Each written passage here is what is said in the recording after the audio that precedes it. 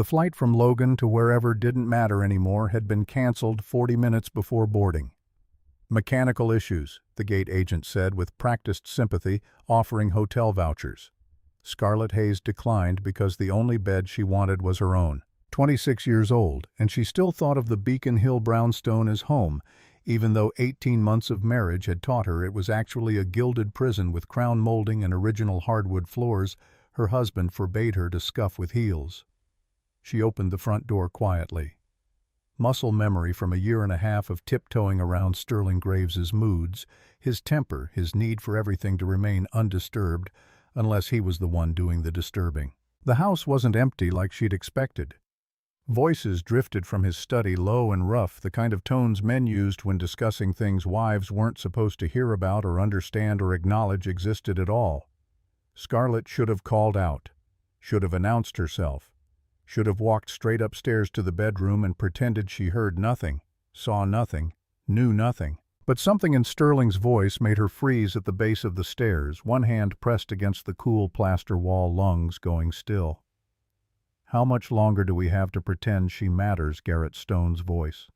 Sterling's enforcer, his cousin, his right hand in the family business. Scarlett had never liked him, never trusted the way he looked at her like she was already dead, and he was just waiting for someone to write the obituary. Not long. Sterling sounded reasonable, patient. The tone he used when explaining simple concepts to stupid people who should have already understood. "The trust fund clears next month. Once I have full access to her family's shipping empire, once the board votes me in as permanent CEO, she becomes a liability we can't afford." Scarlett's vision blurred at the edges. Her free hand found her stomach, the small curve she'd been protecting and loving and talking to every night before sleep claimed her. 8 weeks pregnant or so, she thought. The test had been positive. The doctor had confirmed it. Sterling had held her close and promised everything would be different now, promised they'd be a family, promised he was happy. What about the kid? A younger voice, uncertain, one of the new guys whose name Scarlett could never remember because Sterling cycled through low-level muscle like other men changed shirts. "There is no kid." Sterling's smile lived in his voice, sharp and satisfied. "She thinks she's pregnant. I've been very careful to make sure she believes that.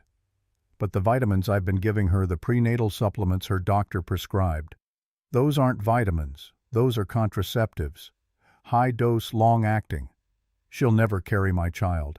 I would never contaminate my bloodline with her weakness." The hallway tilted. Scarlett's knees went liquid. Her hand slid down the wall nails, catching on nothing, the small bottle of prenatal vitamins in her purse, suddenly weighing 1,000 pounds. Every morning for 8 weeks she'd taken them with breakfast while Sterling watched, smiling, encouraging, playing the role of excited father-to-be with an Oscar-worthy performance. All of it had been a lie. Every tender moment, every gentle touch, every whispered promise in the dark about nurseries and baby names and the family they'd build together. Performance art designed to keep her compliant while he positioned himself to take everything her father had built. "So, what's the timeline?" Garrett again, all business now, discussing her murder like it was just another item on Sterling's calendar between business meetings and golf games. 6 weeks, maybe 8. Need to make sure the board is locked in, make sure the contracts are signed, make sure there's no legal challenge to my position. Then we stage an accident. Something clean. Car crash, maybe. Or a fall down the stairs. Tragic. Sudden. The grieving widower. Everyone will feel sorry for me. Someone whistled low. Ice clinked in glasses. The sound of men celebrating her death like it was a done deal. A problem solved, a minor inconvenience eliminated. She never suspected anything. Amusement colored Garrett's question like this was all some elaborate joke, and the punchline was Scarlett's stupidity. Of course not. She's exactly what she appears to be. Soft, naive, desperate to believe in love and happy endings. Her family raised her to be decorative, not intelligent. She trusts me because she has no other choice. Married me to save her father's company from bankruptcy. Signed the prenup without reading it. Takes the pills I give her without asking what they are. She's the perfect victim because she doesn't even know she is one. Scarlett backed away from the study movement, automatic and silent. 18 months of walking on eggshells had taught her how to disappear, how to become invisible, how to move through spaces without disturbing the air or leaving evidence she'd ever been there at all. The kitchen was dark and cold. Marble countertops her father had installed when she was 16 gleamed dully in the streetlight filtering through the windows. Scarlett gripped the edge, felt stone under her palms, felt her heart hammering so violently she thought her ribs would crack open and spill everything she was onto the floor. 6 weeks, Sterling had said. Maybe 8. 6 weeks until he staged her accident. 6 weeks until she became another tragedy in the long line of unfortunate women who'd married into the Graves family and ended up in cemeteries with elaborate headstones and no one to visit them. Scarlett wanted to scream, wanted to run, wanted to curl into a ball and sob until her body gave out. Instead, she opened the cabinet with steady hands, found the bottle of prenatal vitamins Sterling had refilled just yesterday, the ones he watched her swallow every morning while stroking her hair and kissing her forehead and telling her how beautiful she'd look with their baby in her arms. She poured them down the sink, every single one, watched them disappear into the disposal ground, into nothing flushed away. Then she refilled the bottle with regular multivitamins from the back of the cabinet, the ones she used to take before Sterling started managing her health and her diet and every single aspect of her existence. The laptop was where Sterling always left it, on the kitchen desk, password protected but never locked when he was home because he assumed she was too stupid to know how to access anything that mattered. She'd watched him type the code enough times. His mother's birthday, because Sterling was predictable in his arrogance and his certainty that no one was paying attention. Contracts filled the screen, shipping manifests, financial statements, emails dating back 18 months back to before they'd married, back to when her father had still been alive and Hayes Maritime Shipping had been thriving instead of drowning in mysterious debt. Scarlett read everything, absorbed it all like her life depended on understanding, which it did. She realized with cold, dawning horror that Sterling hadn't just been planning to steal her company. He'd already been stealing from it for months, redirecting shipments, skimming profits, falsifying records, using her name, her signature, her access codes to commit fraud on a scale that would destroy everything Jonathan Hayes had spent 40 years building. But Sterling had been sloppy, arrogant, so certain no one was watching that he'd left trails everywhere. Digital footprints, paper records, email confirmations, documentation that would bury him if someone knew where to look and had the motivation to dig. Scarlett was extremely motivated. She took photos with her phone, hundreds of them, sent copies to an email address she created right there, sitting at her husband's laptop while he celebrated her impending murder one room away. An address Sterling didn't know about. An address she'd accessed from computers he couldn't track. She worked methodically, clinically, feeling nothing but cold focus that she didn't recognize but embraced anyway because it was keeping her functional when everything else inside her was screaming. Footsteps in the hallway made her close the laptop and slip her phone into her pocket. When Sterling walked into the kitchen, Scarlett was standing exactly where a good wife should be, exactly where he expected her to be, exactly where she'd spent 18 months learning to perform. Bella. His voice was warm, affectionate, the voice he used when other people were watching, when he needed her to play her part in the illusion of their happy marriage. "You're home early. I thought your flight wasn't until tomorrow. It got canceled." Scarlett kept her voice light and easy, the tone of a woman with nothing on her mind except mild inconvenience. "Mechanical issues. I decided to just come back. I missed you." The lie tasted like poison but went down smooth. Sterling crossed the room and pulled her into his arms, kissed the top of her head, and Scarlett let him, leaned into the embrace, played the role she'd been perfecting for 18 months straight. "I missed you too." His hand moved to her stomach, the flat space where their imaginary child was supposedly growing. "How's our baby?" "Perfect." Scarlett placed her hand over his, felt the lie settle between them like a physical presence. "Growing every day." "Good." Sterling kissed her again, eyes calculating even as his mouth curved into a smile. "You've been taking your vitamins every morning just like you told me to." The lie came easier this time. Practice made perfect, and Scarlett had been practicing deception under Sterling's tutelage for 18 months. He'd taught her well, even if he didn't realize she'd been an excellent student. His eyes assessed her, checking to make sure she was still compliant, still manageable, still exactly what he needed her to be. Scarlett held his gaze and smiled, the picture of devoted wife, grateful partner woman who didn't know she was sleeping next to a man planning her murder. Sterling released her and headed upstairs. Scarlett waited until she heard the shower running before moving again. Her hands were shaking now, adrenaline finally catching up with shock, but her mind was clear. Clearer than it had been in 2 years since her father died and left her drowning in grief and mysterious debt, and Sterling's 2 convenient offers of help. Jonathan Hayes had built Hayes Maritime from nothing, a small operation at Boston Harbor that grew into an East Coast shipping empire. When he died suddenly of a heart attack 2 years ago, he'd left everything to Scarlett, his only child, only the daughter he'd raised to be strong and smart and capable of running the business he'd poured his life into building.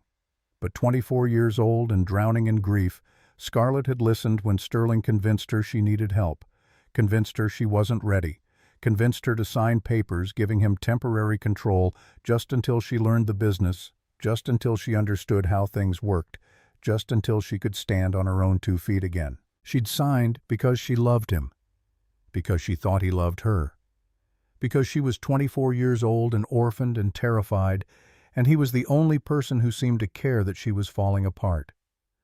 They'd married 6 months after Jonathan's funeral. Small ceremony, intimate, just family.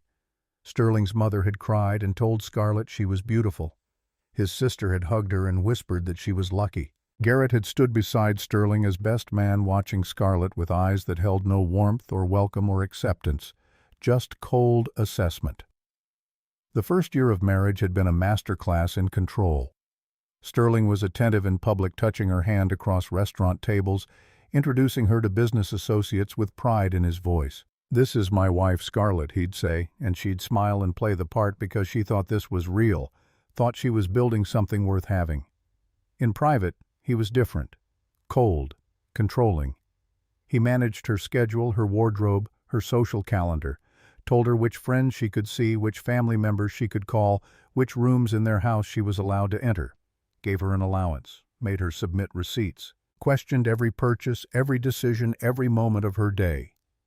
When she asked about the business, about her father's company, Sterling told her not to worry, told her he was handling everything, told her she should focus on being a good wife, on starting a family, on making him look good to his associates. Scarlett had felt herself disappearing, the woman she used to be dissolving into the woman Sterling needed her to be, and she'd told herself this was normal, this was marriage, this was the price of being saved from her grief. But someone else had been watching, someone who saw what she couldn't see, someone who'd been waiting for her to wake up. Cole Blackwell, Sterling's underboss, the man who ran the Graves family operations in New York, the man who appeared at family dinners with dark eyes and a dangerous smile and a way of looking at Scarlett like he could see straight through the performance to the person underneath. Cole was different from Sterling. Where Sterling was polished and controlled, Cole was raw and intense. He had scars on his hands and a way of moving that suggested violence was always just beneath the surface, waiting for permission to emerge. But when he looked at Scarlett, when their eyes met across crowded rooms, she saw something flicker in his expression. Recognition, maybe. Or warning. Or hunger. Something that made her heart race and her skin flush and her body react in ways it never had to Sterling's calculated touches. Cole started appearing at odd times. When Scarlett went to the market in the North End, she'd see him leaning against a building across the street. When she walked through Boston Common trying to remember what freedom felt like, he'd be sitting on a bench with a newspaper. When she attended charity events alone because Sterling was too busy, Cole would be there watching from the shadows. One night at a family dinner 6 months ago, Sterling had gotten drunk and grabbed Scarlett's wrist too hard when she tried to leave the table. "You don't walk away when I'm talking to you." His voice had cut through the conversation around them, sharp enough to draw blood. Scarlett had frozen because she'd never seen this version of him before, never seen the mask slip quite so completely in public. Cole had stood so fast his chair fell backward. His hand was on Sterling's arm grip, firm and unyielding. "Let her go, boss. You've had too much to drink." Sterling had released her, but his eyes stayed on Cole, cold and assessing. "You care too much about my wife's comfort, Blackwell. I care about the family's reputation. Making sure you treat her with respect is part of that." But Cole's eyes had been on Scarlett when he said it, making sure she was okay, making sure she understood someone saw what was happening, even if no one else wanted to acknowledge it. After that night, things shifted.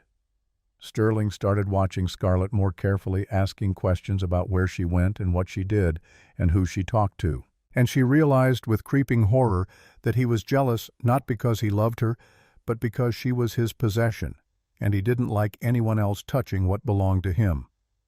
Cole started keeping his distance in public, but Scarlett would find notes slipped under her door tucked into her coat pocket when she wasn't looking.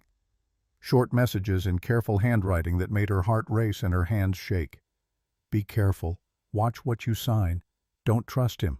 Now standing in her kitchen with evidence of Sterling's fraud on her phone and 6 weeks until her staged murder, Scarlett knew exactly who she needed to call.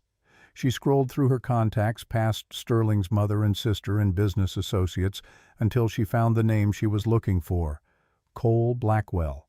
She'd never called him, never texted him, never given any indication she thought about him as anything other than her husband's business partner. But she thought about him constantly, about the way he looked at her, about those notes, about the protection he offered without explanation.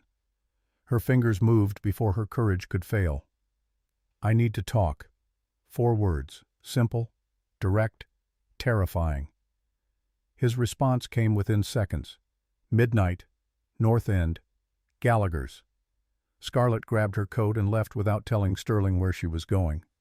For the first time since she'd married him, she didn't care if he noticed. Gallagher's was the kind of bar you wouldn't find unless you knew it existed. Down narrow stairs into a room that smelled like whiskey and old leather and expensive cigars. Cole was already there, sitting in a booth in the shadows, a glass of whiskey untouched in front of him. He didn't look surprised to see her. He looked like he'd been waiting for this moment for a very long time. "You came."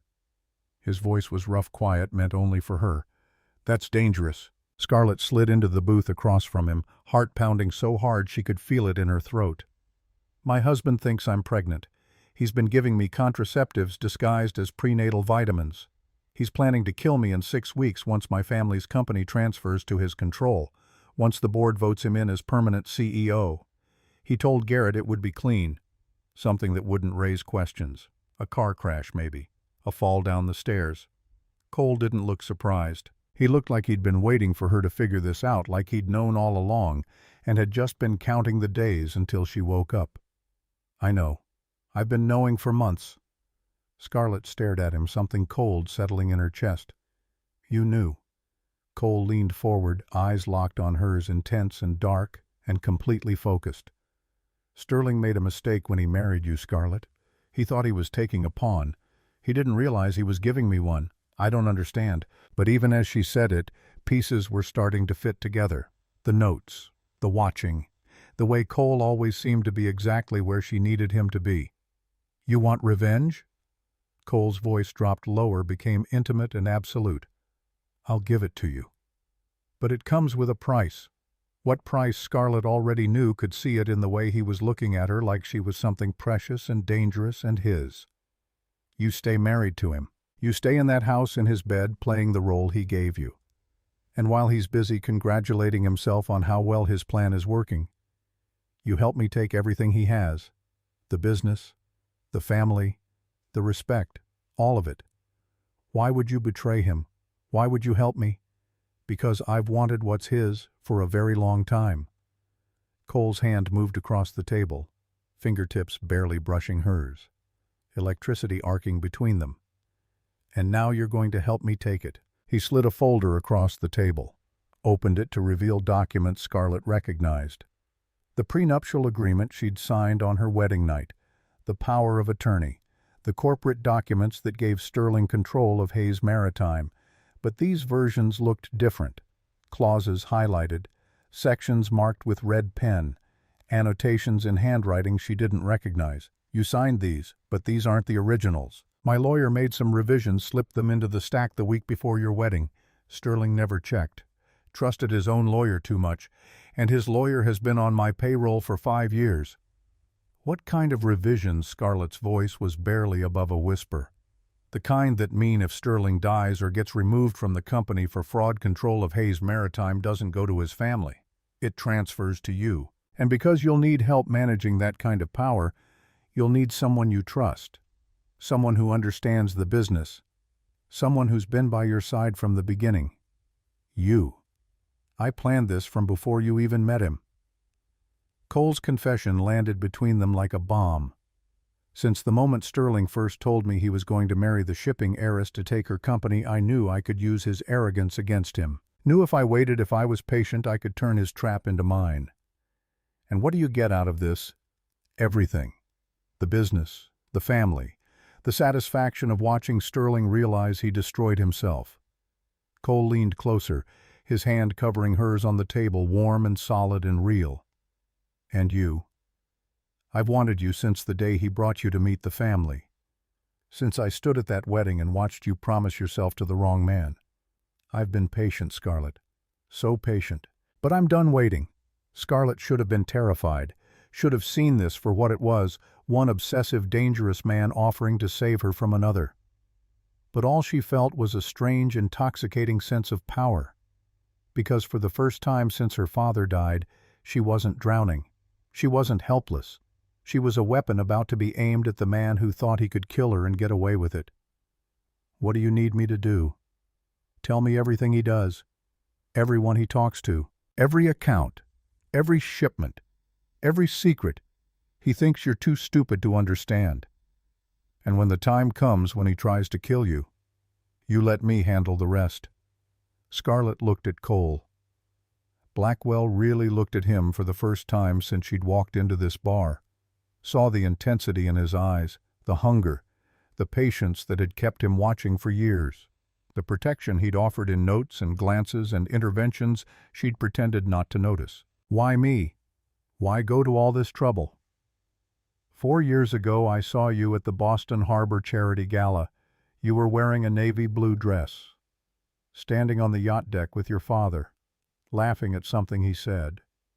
And I knew right then in that moment that I had to have you, that you were meant to be mine, that I would do whatever it took to make that happen.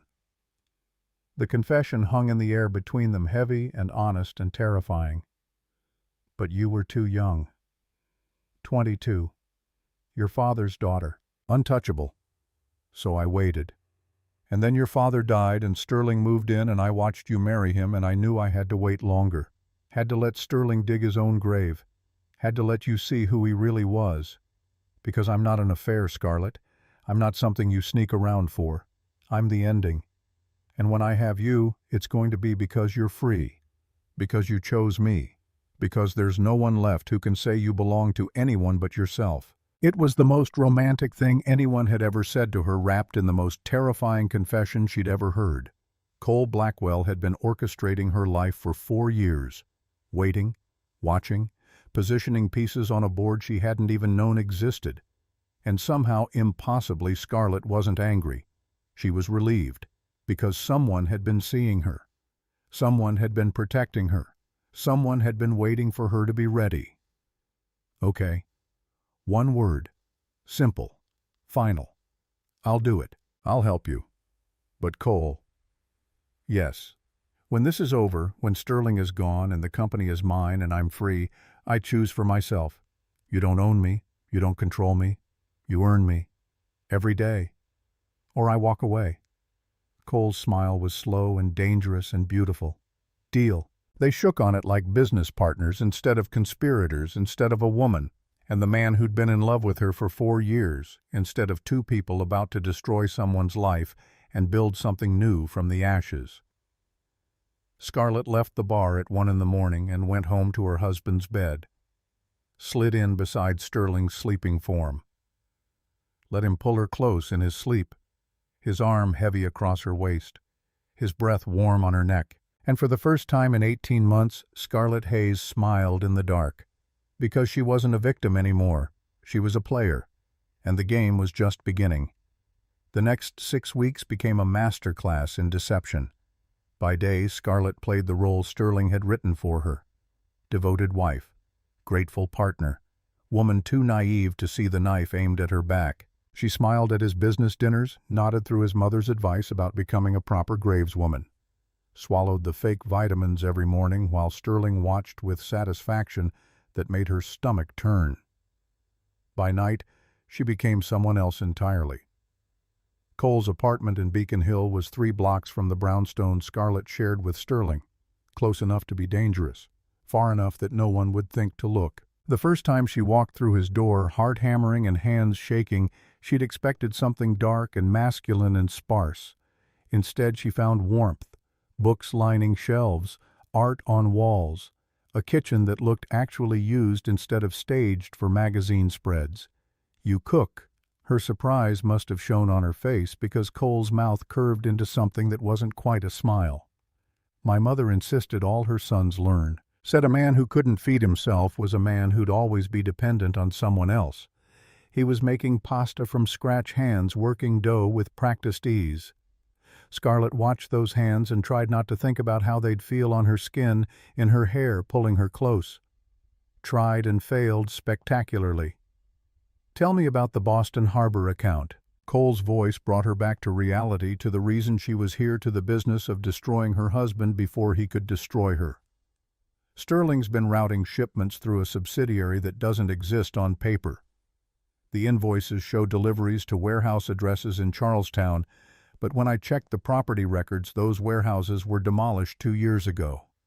Cole stopped needing dough attention fully on her now.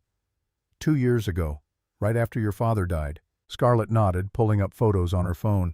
Sterling's laptop had become her gold mine.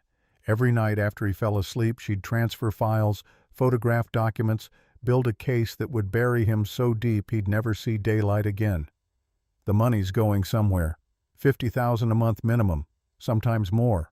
All coded as legitimate shipping expenses, but there's no actual cargo moving. Money laundering." Cole's assessment was clinical, detached, the voice of someone who'd seen this pattern before. "He's using your company to clean cash for someone else, taking a cut off the top, building his own nest egg while positioning himself to take full control. Can we prove it?" "We can prove all of it." Cole moved to stand behind her close enough that she could feel his body heat, smell the soap he used, and something else, something uniquely him that made her pulse spike. "Keep doing what you're doing. Feed me everything. We're building a case the FBI would kill to have." His breath was warm on her neck. Scarlett's hands went still on her phone, entire body suddenly hyper-aware of his proximity, the electricity arcing between them, the want that had been building for weeks. "Cole." Her voice came out rougher than intended. "We should focus. We should." But he didn't move away. His hand came to rest on her shoulder thumb, brushing the hollow of her collarbone, feather-light and incendiary. Scarlett turned in her chair, looked up at him, saw hunger in his eyes that matched her own. "I'm still married. I know. This is a bad idea. Terrible." But neither of them moved. The moment stretched taut and shimmering, balanced on a knife's edge.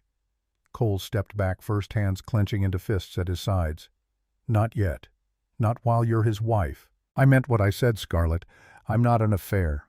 When I have you, it's going to be because you're free and whole and choosing me with everything you are." The rejection shouldn't have hurt. It was honorable even. But Scarlett felt it anyway, sharp and cold in her chest, because every part of her wanted him, and waiting felt like torture. The second meeting happened a week later. Cole had called her to a warehouse in Southie, one of the legitimate Graves family properties that Sterling thought was being used for storage. Instead, it was Cole's secondary office. Private, secure, somewhere they could work without eyes watching and ears listening. Scarlett brought her laptop, the one Sterling didn't know about, purchased with cash from an ATM 3 towns over. It held copies of everything she'd gathered: financial records, shipping manifests, email chains between Sterling and men whose names she recognized from FBI most wanted lists. "This is enough. Cole's voice was tight as he scrolled through files, jaw working like he was chewing on rage. "This is enough to put him away for 20 years minimum. Then why are we waiting? Because we need the board vote. Need him to think he's won. Need him relaxed and arrogant and certain you're not a threat. The moment he suspects you know something, he'll move up the timeline." "Move up my murder, you mean?" The words tasted bitter. Scarlett had been living with that knowledge for weeks now, carrying it like a stone in her chest, feeling the weight of her own mortality with every breath. Cole's hand covered hers on the table, warm and steady and real. "He's not going to touch you. I won't let him. You have my word, Scarlett. My life before yours." It was a vow, a promise. The kind of thing that should have sounded overdramatic, but instead felt like the most honest thing anyone had ever said to her. Their eyes locked. Held. The warehouse around them faded into nothing just this moment, this man, this feeling that terrified and thrilled her in equal measure. Cole stood abruptly, breaking the connection, running his hands through his hair like he was barely holding on to control. "You should go. Sterling will notice if you're gone too long." He'd been noticing everything lately, asking questions about where she went, what she did, who she talked to. Scarlett had learned to lie smoothly, spinning stories about shopping and lunch with old friends and doctor's appointments for the baby that didn't exist. Sterling believed her because he wanted to believe her, because her obedience was essential to his plan. But his paranoia was growing. 3 weeks before the board meeting, Sterling's sister hosted a dinner party. Mandatory attendance for family members, which meant Scarlett in a designer dress. Sterling had picked out heels. Sterling had approved jewelry. Sterling had gifted her with invisible strings attached to every piece. Cole was there. Had to be, as Sterling's underboss. He arrived late, walking into the Graves family estate in Cambridge with confidence that bordered on arrogance, dark suit fitting him like a weapon. Scarlett felt his presence before she saw him. Electricity in the air, oxygen leaving the room, her entire body suddenly hyper-aware and vibrating. Their eyes met across the dining room. Cole's gaze traveled over her, slow and deliberate, taking in every detail like he was memorizing her. Possessive, hungry, barely controlled. Sterling's hand tightened on Scarlett's waist, fingers digging in hard enough to bruise. "Blackwell's always watching you." His voice was low, dangerous, meant only for her ears. "He watches everyone. It's his job." Scarlett kept her tone light, disinterested, even as her heart raced. "He watches you differently. Like he's waiting for something." Because Sterling's paranoia was sharper than his intelligence, picking up on undercurrents he couldn't quite name but sensed anyway. "You're imagining things." Sterling's grip didn't loosen. If anything, it got tighter, his thumb pressing into her hip bone hard enough to make her wince. "Because if I find out you've been unfaithful, Scarlett, if I find out you've been sneaking around behind my back, the fall down the stairs happens a lot sooner than planned." The threat was barely veiled. Scarlett's blood went cold, but she forced herself to meet Sterling's eyes, to let him see nothing but hurt confusion. "I don't know what you're talking about. I've been faithful. I love you." The lies came easier now. Practice made perfect, and Scarlett had been practicing constantly. Sterling studied her face for a long moment before releasing her, apparently satisfied by her performance. "Good. Keep it that way." He walked away to join Garrett and 2 other men by the bar. Scarlett exhaled slowly, feeling her ribs expand for the first time in minutes. A presence at her shoulder made her turn. Cole stood there, close but not touching his face, carefully neutral. "You all right?" His voice was pitched low, meant only for her. "He's getting suspicious." "I know. Saw him grab you." Cole's jaw worked like he was chewing glass. "If he hurts you again, you'll what?" "Beat him unconscious at his sister's dinner party." Scarlett's whisper was sharp, urgent. "We're too close. 3 more weeks. I can handle 3 more weeks. You shouldn't have to handle anything." "But that's the world we live in, isn't it?" The bitterness in her own voice surprised her. Cole heard it too, something flickering in his eyes that looked like pain. "When this is over, when you're free, I'm going to spend every day making sure you never have to handle anything you don't choose to handle. That's a promise." It was the kind of promise that should have sounded empty. Instead, it settled into Scarlett's chest like warmth, like hope, like the possibility of a future she'd stopped letting herself imagine. Sterling's sister appeared with wine, breaking the moment. Cole stepped away smoothly, rejoining the men by the windows. Scarlett accepted a glass she wouldn't drink and smiled through conversation about charity events and country clubs and all the meaningless things that filled the lives of women who married into Graves' family money. But all night she felt Cole's eyes on her, watching, protecting, waiting. The jealousy scene came 2 days later. Scarlett was meeting Cole at a coffee shop in the South End neutral territory where they could exchange information without raising suspicions. She arrived first, ordered tea she didn't want, found a corner table where she could see the door. A woman walked in 5 minutes before Cole was due. Late 30s, beautiful in that polished way wealthy women achieved through expensive maintenance. She wore Chanel and diamonds and confidence that came from always getting what she wanted. Recognition hit Scarlett like cold water. Miranda Ashford, Sterling's ex-girlfriend before he'd decided marrying the Hayes shipping heiress was better for business than dating old money with no empire attached. Miranda scanned the coffee shop eyes, landing on Scarlett with recognition that turned sharp and assessing. She walked over without invitation, sliding into the seat across from Scarlett like she owned it. Scarlett Graves. Or should I say, Scarlett Hayes. I heard you've been trying to reclaim your maiden name. I haven't. The lie was automatic. Scarlett had been thinking about it, dreaming about it, counting days until she could shed Sterling's name like dead skin. Pity. I always thought Hayes suited you better, more authentic than trying to be a Graves. Miranda's smile didn't reach her eyes. What do you want? Direct question. Scarlett had learned that the best defense with predatory women was refusal to play games. I want you to stay away from Cole Blackwell. Excuse me, don't play stupid. I've seen how he looks at you, how you look at him. It's pathetic, really. The trophy wife developing a crush on her husband's underboss. Jealousy colored Miranda's words bitter and sharp. Scarlett's hands tightened on her cup. I don't know what you're talking about. Cole and I have history. We're getting back together. I'm just giving you fair warning to back off before you get hurt. The threat was clear. Scarlett felt something cold and sharp unfurl in her chest, something that felt dangerously close to possessiveness over a man who wasn't even hers yet. The door opened. Cole walked in, eyes immediately finding Scarlett, then narrowing when he saw Miranda at her table.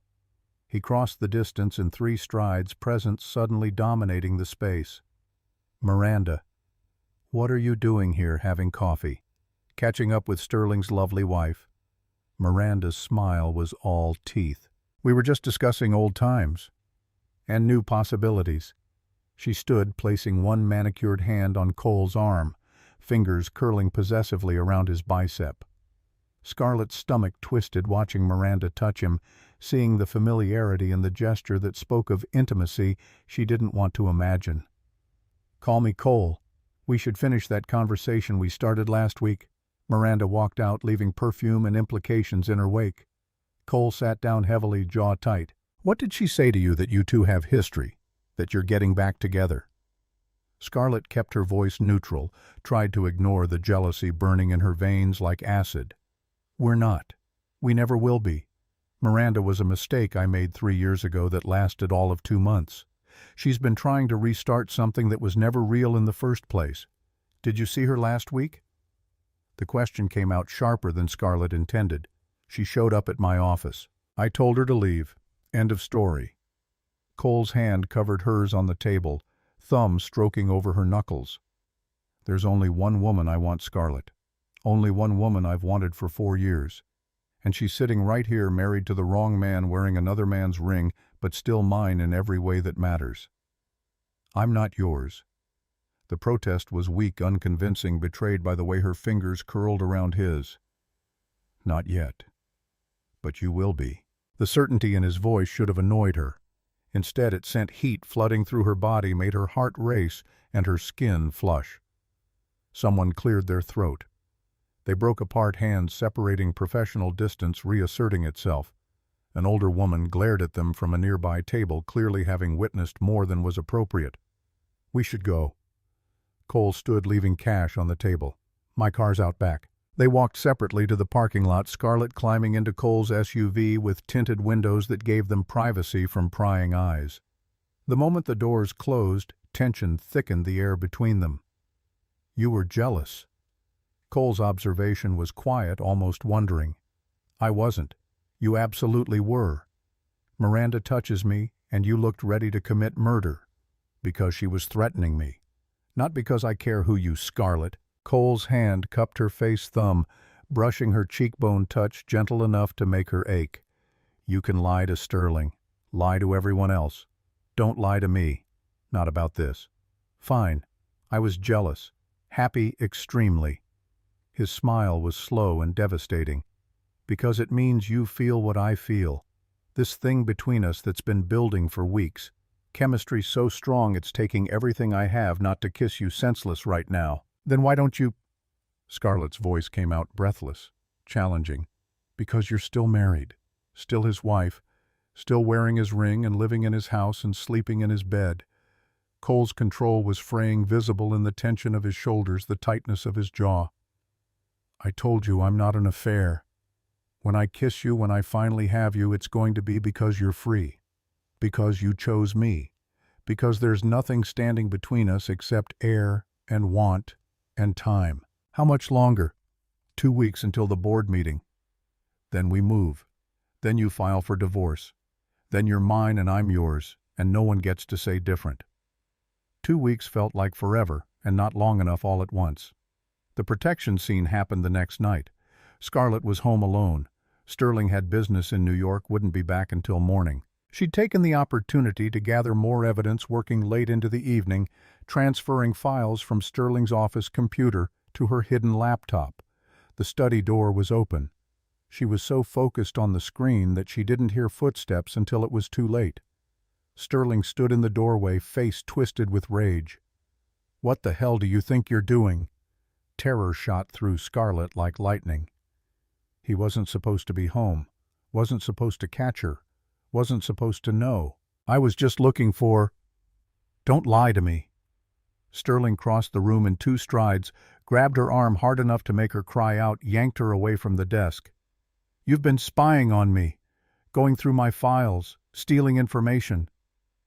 His other hand came up, caught her across the face. Sharp crack of flesh on flesh that made her ears ring. Scarlett tasted blood. Her cheek burned. Sterling's grip on her arm tightened, nails digging into skin, certain to leave marks. "Who are you working with? Who have you been talking to?" He shook her hard enough to rattle her teeth. "No one, I swear. I was just curious about the business, about my father's company." "Your father's company is mine now. Everything is mine, including you. And when I'm done with you, when I've taken everything you have, I'm going to make sure you disappear so completely that no one will even remember you existed." Sterling's hand went to her throat, squeezing. Scarlett clawed at his fingers, lungs burning, vision starting to gray at the edges. The front door crashed open. Heavy footsteps. Sterling released her, suddenly Scarlett collapsing to the floor, gasping for air. Cole stood in the doorway, face blank, in that way that meant he was absolutely murderous. Garrett was behind him, along with 2 other men Scarlett didn't recognize. "Get away from her!" Cole's voice was flat, emotionless, more terrifying than if he'd been shouting. "This is my house, my wife. You don't get to tell me." Sterling didn't finish the sentence. Cole moved faster than Scarlett's eye could track, crossing the distance and driving his fist into Sterling's face with a sickening crunch. Sterling went down hard, blood spraying from his nose. Cole didn't stop. Grabbed Sterling by the collar, hauled him up, hit him again. And again. Methodical, brutal. Each impact accompanied by words ground out through clenched teeth. "No one touches her. No one hurts her. No one puts their hands on her and lives." Sterling's face was a bloody mess. Cole drew back for another hit. "Cole, stop." Scarlett's voice cracked. "You're going to kill him. He deserves worse." But Cole stepped back, chest heaving, knuckles split, and bleeding Sterling's blood on his shirt and face. Garrett and the other men grabbed Sterling, hauled him to his feet. Sterling could barely stand, swaying, one eye already swelling shut. "You're done." Cole's pronouncement was final. "Done with this family. Done with this business. Done with her. I'm taking control of Boston operations effective immediately. You're out. You can't do that. My father. Your father doesn't know you've been using Hayes Maritime to launder money for the Vitale family. Doesn't know you've been skimming profits. Doesn't know you've been planning to murder your wife and make it look like an accident.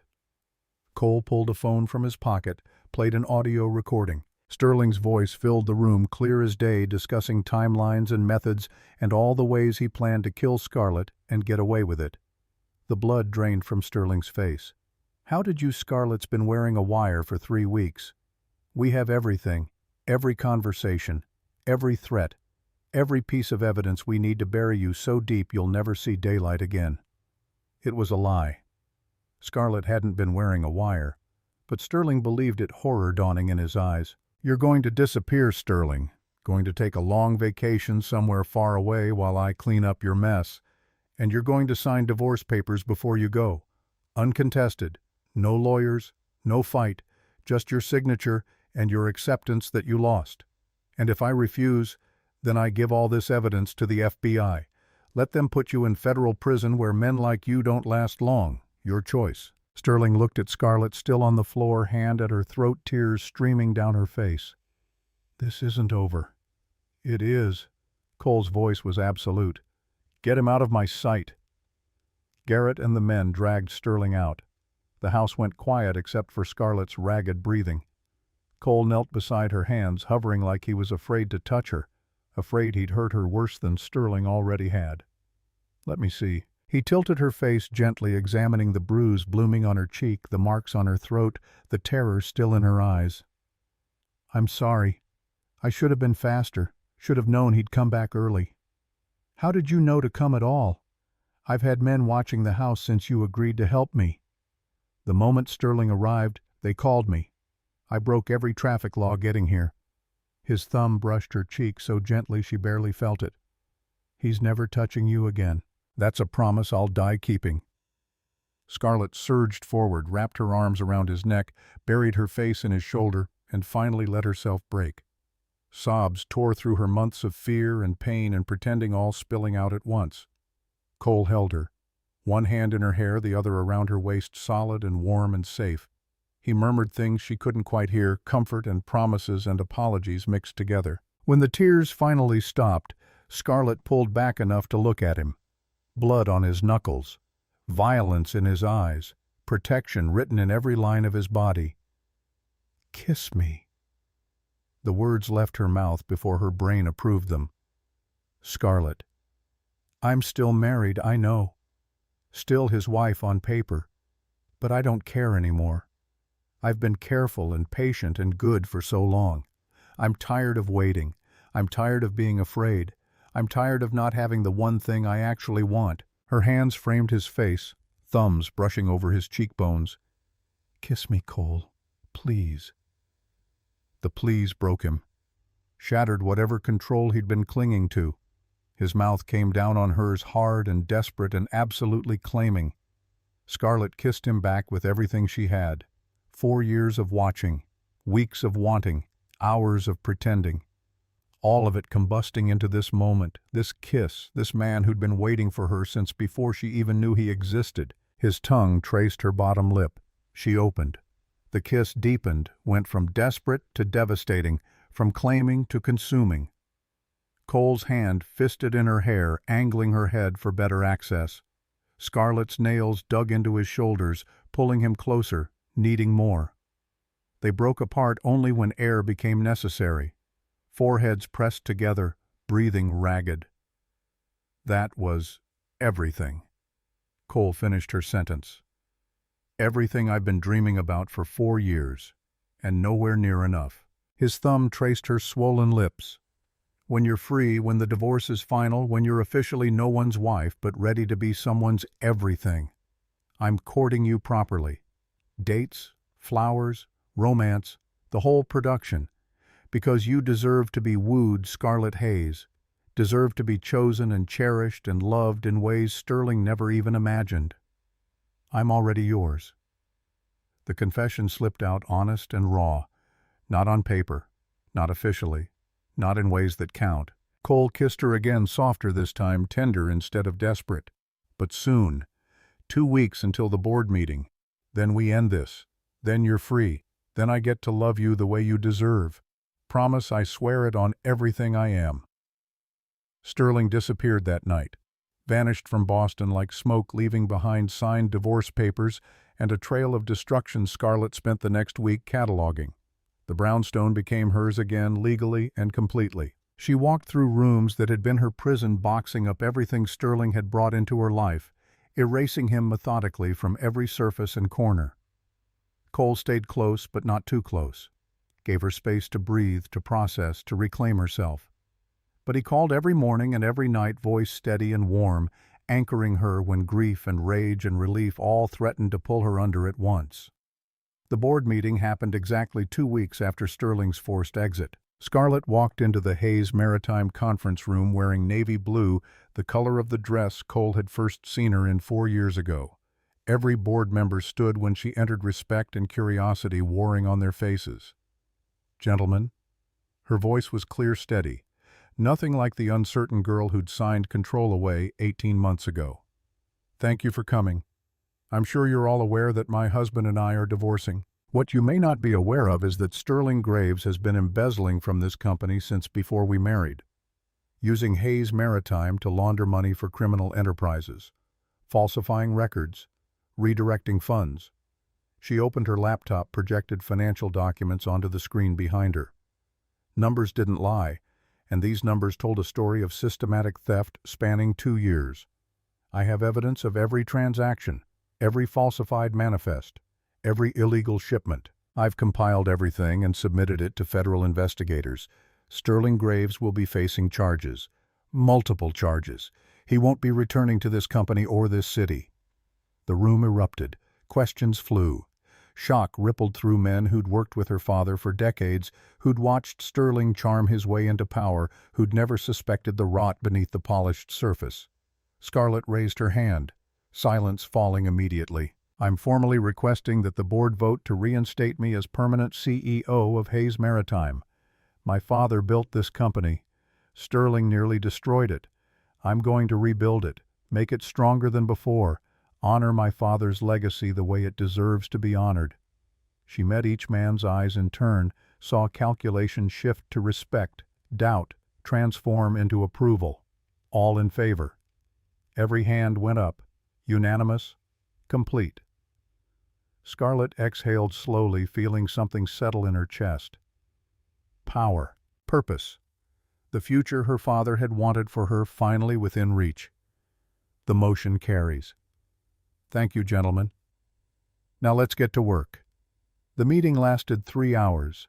Plans for restructuring new partnerships, cleaned contracts, and ethical practices. Scarlett led every discussion, surprised by how naturally authority fit her, how much she'd absorbed watching her father, how ready she was to step into shoes she'd been told she couldn't fill. Cole waited in her office when the meeting ended, leaning against her desk, arms crossed, face carefully neutral, but eyes warm with pride. "CEO Hayes. Has a nice ring to it." Scarlett closed the door behind her, locked it, crossed the distance between them. "I couldn't have done this without you. You did all the hard parts yourself. I just gave you tools and watched you become exactly who you were always meant to be." His hand came up, tucked hair behind her ear, touched gentle and reverent. "Your father would be proud." Emotion clogged Scarlett's throat. She blinked against tears, refusing to let them fall. Not here. Not now. Not when she'd just won the biggest battle of her life. Cole saw anyway. He always saw. Pulled her into his arms, held her, while she breathed through grief and triumph mixed together until they were indistinguishable. "Take me home." Her voice was muffled against his chest. "Your home or mine? Yours. I don't want to be in that brownstone tonight. Don't want to sleep in bed Sterling picked or walk through rooms where he hurt me. I want to be somewhere safe, somewhere that feels like a future instead of a past." Cole's apartment was exactly that, warm and lived in and untouched by anything connected to Sterling or the Graves family or the nightmare Scarlett was finally waking from. He cooked dinner while she curled up on his couch watching him move through his kitchen with easy competence. Pasta again, homemade sauce that filled the apartment with garlic and herbs and comfort. They ate at his small dining table, talking about everything except the obvious. Books they'd read, places they wanted to visit, childhood memories and embarrassing stories, and all the small things that built intimacy between people learning each other without urgency or pressure. "Tell me about your family." Scarlett traced patterns on her wine glass, curiosity finally overcoming caution. 3 brothers, all older, all overprotective and annoying and convinced I needed their permission to breathe. Cole's smile was fond despite the exasperation in his voice. "My mother raised us alone after my father died. She was fierce, demanded we be better than the world expected from kids growing up in South Boston with nothing. Made sure we got educated, got out, made something of ourselves." She still died 5 years ago. Cancer. Fast and brutal. She fought until the end, made us promise we'd take care of each other, look out for family, never forget where we came from. "I'm sorry." Scarlett reached across the table, covered his hand with hers. "She sounds incredible. She would have loved you, would have told me I was an idiot for waiting 4 years instead of fighting for you immediately. Why did you wait?" The question had been burning in Scarlett's mind for weeks. "You saw me at that gala 4 years ago. Why not approach me then? Why not say something before Sterling did? Because you were 22, young, your father's daughter, untouchable in ways that had nothing to do with family or business or danger." Cole's thumb traced circles on her palm. "I couldn't be another man trying to take something from you. Couldn't be someone who saw you and immediately tried to claim you before you even knew who you were. So I waited, watched, hoped eventually our paths would cross naturally. Then my father died and Sterling moved in. Then your father died and Sterling moved in, and I wanted to kill him with my bare hands." Cole's jaw tightened, old rage surfacing. "Watched him manipulate you into marriage, watched him take control of your company, watched him hurt you emotionally and financially, and I couldn't do anything because you'd chosen him, signed papers, made vows. So you planted a lawyer, changed my prenup, set up Sterling's downfall from the beginning, set up the possibility of his downfall. He did the actual falling all by himself. I just made sure when he destroyed himself you'd survive the explosion." Scarlett stood, came around the table, positioned herself between Cole's knees. His hands settled on her hips automatically, thumbs stroking gentle patterns through fabric. "I choose you." Her voice was quiet but absolute. "Not because you saved me, not because I'm grateful or scared or don't have other options. I choose you because when I look at the future, you're in every version I want to live. Because you see me, all of me, not just the parts that are useful or pretty or convenient. Because you've been patient and honest, and you make me feel safe and wanted and powerful all at once." Cole's smile was blinding, transformative, turning his face from dangerous to beautiful. Yeah.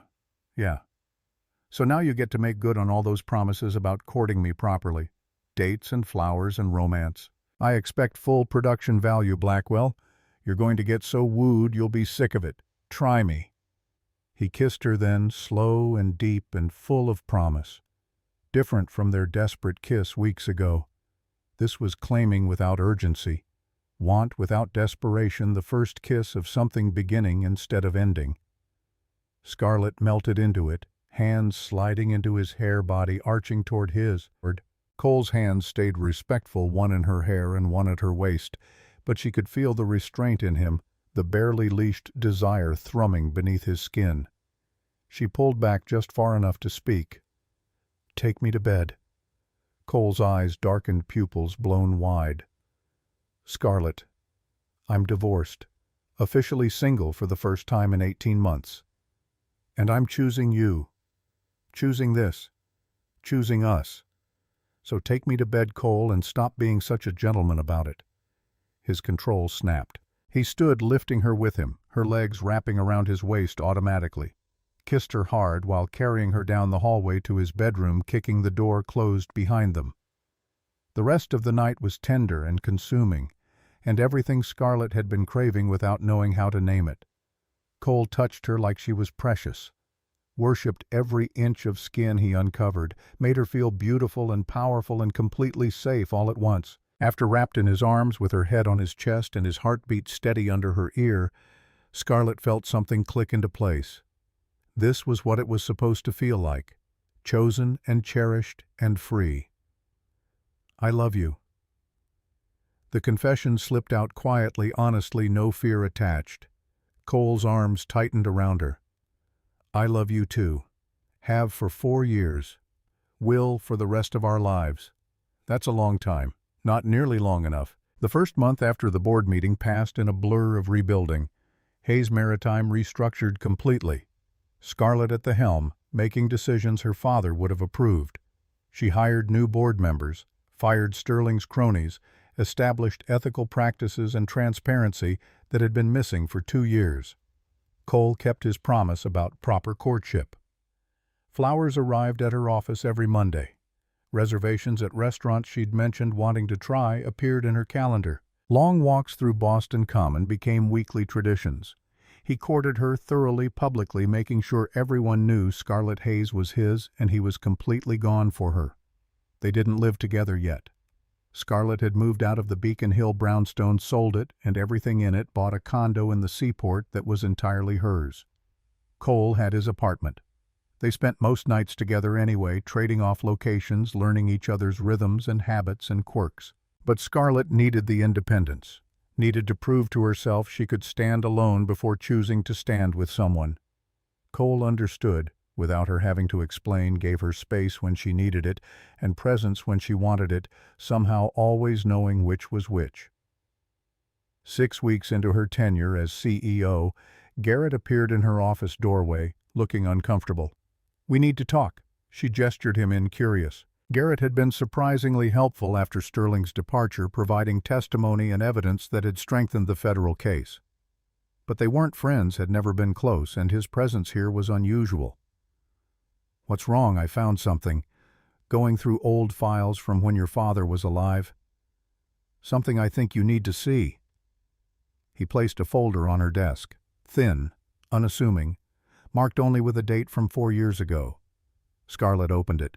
Medical records. Her father's medical records. From Massachusetts General Hospital. Dated 2 weeks before his death. "I don't understand. Dad died of a heart attack. Sudden. The doctor said there was nothing anyone could have done. Read the toxicology report, the one that was never filed with the official death certificate." Scarlett's hands shook as she flipped pages. Found the report. Read words that made her vision blur and her stomach drop. Trace amounts of cardiac stimulant. Synthetic compound designed to trigger arrhythmia in patients with existing heart conditions. Not enough to be fatal alone, but combined with stress. Her father had been murdered. "Who did this?" Her voice came out hoarse, broken. "I don't know. But there's a pharmacy receipt in there. Someone purchased this compound 2 weeks before your father died." Scarlett found the receipt, stared at the name printed at the top. No. One word. Denial. Desperate hope that she was wrong. But the name was clear, undeniable, destroying everything she thought she knew. Cole Blackwell. The world tilted. Scarlett gripped the desk lungs, forgetting how to function, mind refusing to process what she was seeing. Cole had killed her father. "I'm sorry." Garrett's voice was quiet, genuinely sympathetic. "I thought about not telling you. Thought about destroying this evidence and letting you be happy. But you deserve the truth.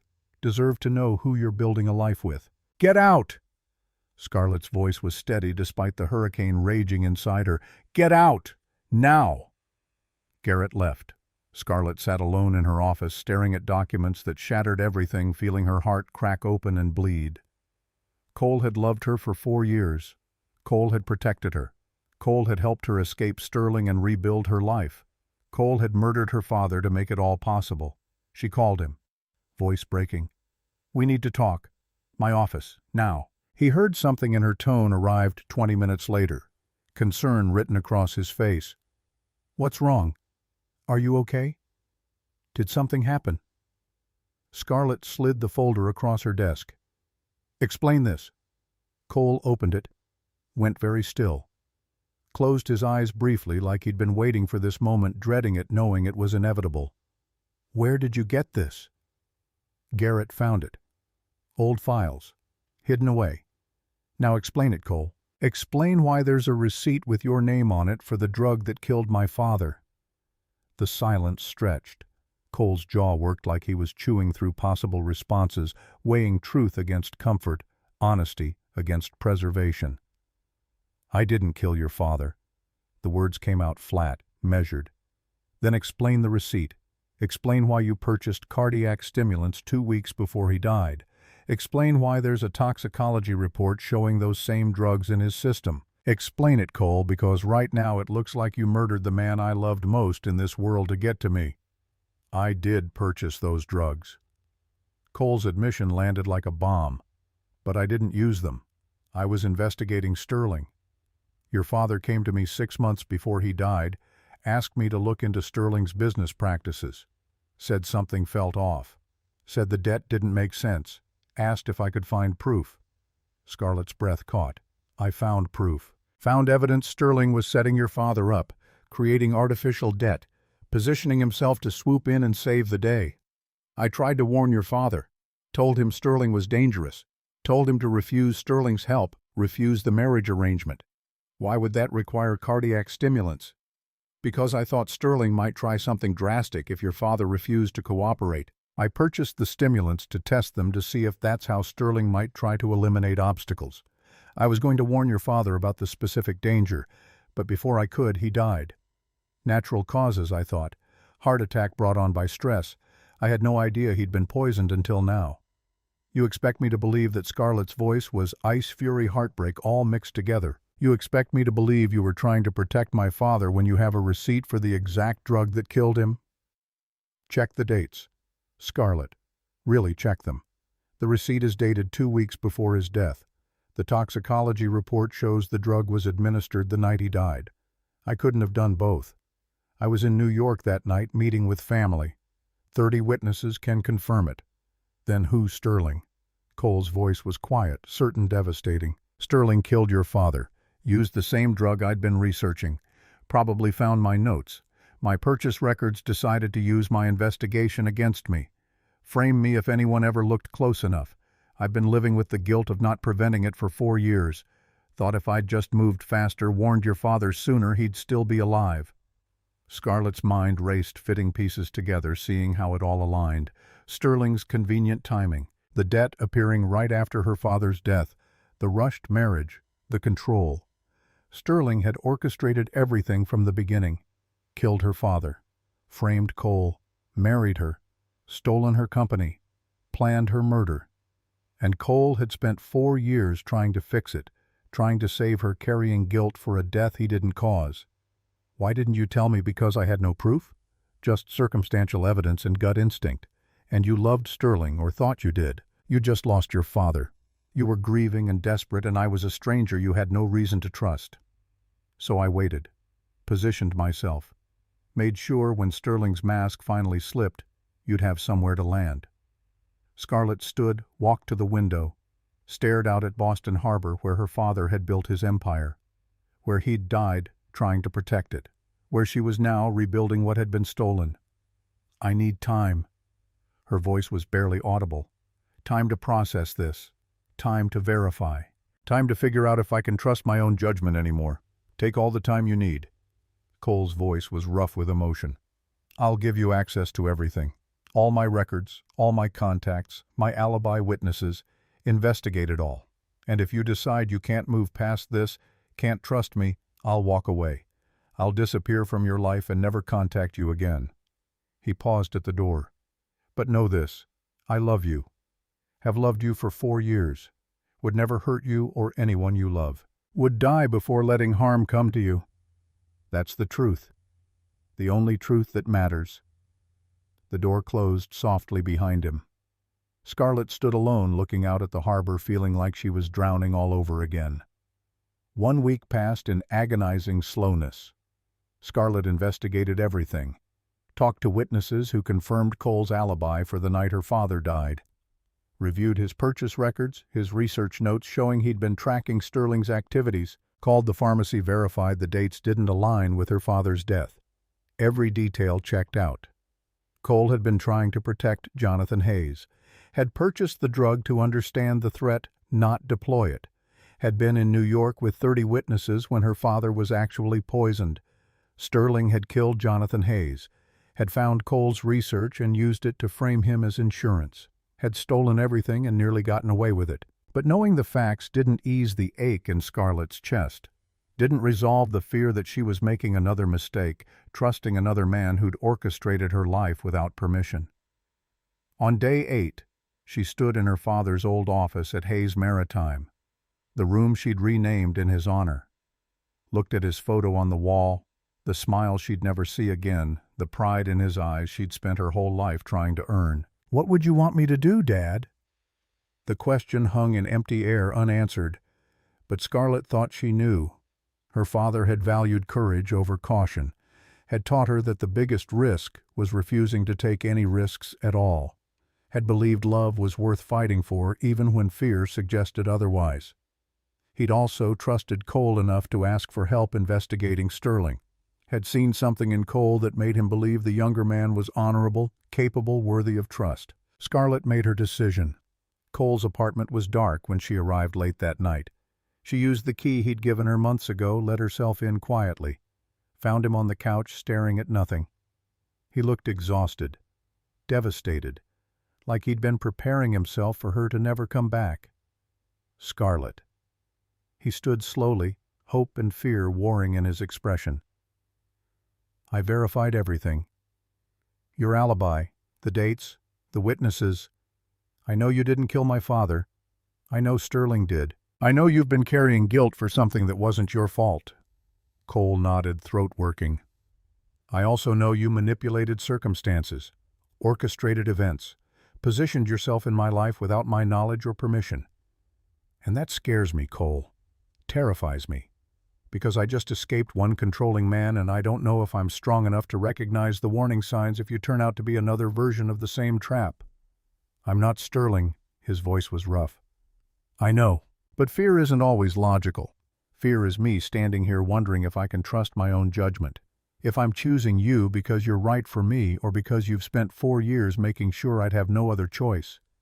Scarlett crossed the distance between them. "But here's what I decided. I'm done letting fear make my choices.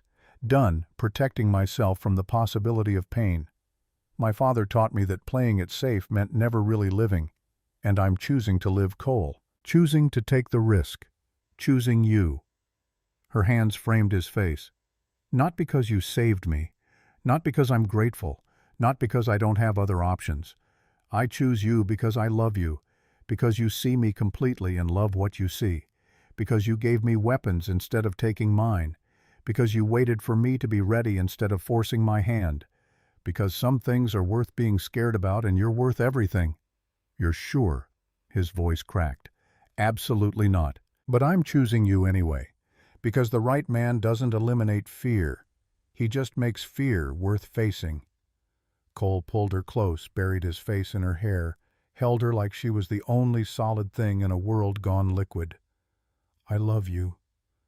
The words were muffled against her neck. "I love you so much. And I swear I'll spend every day proving I'm worth this choice. Worth your trust. Worth your love. I know you will." Scarlett pulled back enough to see his face. "Now kiss me and stop wasting time we could be spending together." He did.